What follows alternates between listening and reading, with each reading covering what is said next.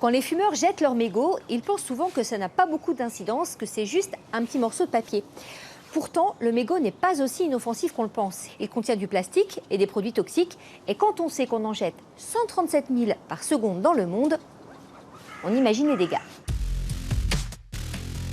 Plus de 50 milliards de cigarettes sont vendues chaque année en France. Parmi elles, plus de 65% finiront sur le sol. Pas facile pour les villes de changer les habitudes, encore moins de les ramasser, trop cher. Pourtant, il y a urgence, car un mégot, c'est 4000 substances chimiques et des milliers de microbilles de plastique qui finissent tôt ou tard par polluer l'eau. Il suffit d'un mégot pour gâcher 500 litres. Dans les collectes d'eau usée, les mégots, si vous voulez, sont directement retrouvés dans les stations d'épuration avec des métaux lourds, de la nicotine, des phénols qui sont difficilement traitables puisque les stations d'épuration ne sont pas équipées pour traiter ces polluants. Un vrai cauchemar pour les villes comme Montigny-lès-Metz qui a décidé de s'attaquer au problème en posant des cendriers au sol. Une idée piquée aux Belges.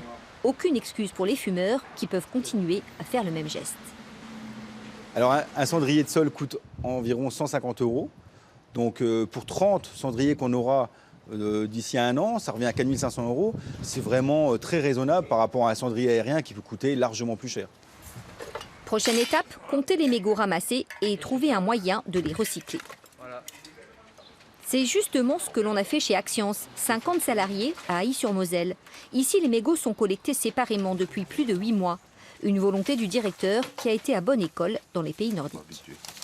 La démarche environnementale est très importante pour nous. C'est notre empreinte sur la Terre. Et puis, on a aussi un devoir via notre certification environnement qui nous pousse aussi à le faire. Donc, l'un dans l'autre, c'est tout à fait cohérent dans la démarche.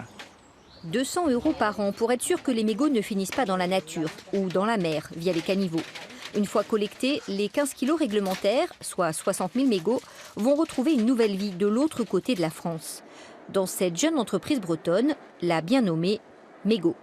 Débarrassés de leurs substances chimiques, les bouts de cigarettes lorrains finiront en mobilier.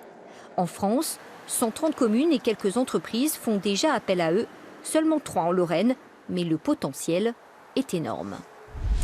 En attendant que tous les mégots soient collectés et recyclés, vous pouvez toujours penser à acheter un petit cendrier chez votre marchand de tabac. Ce sera toujours ça de gagner pour la nature.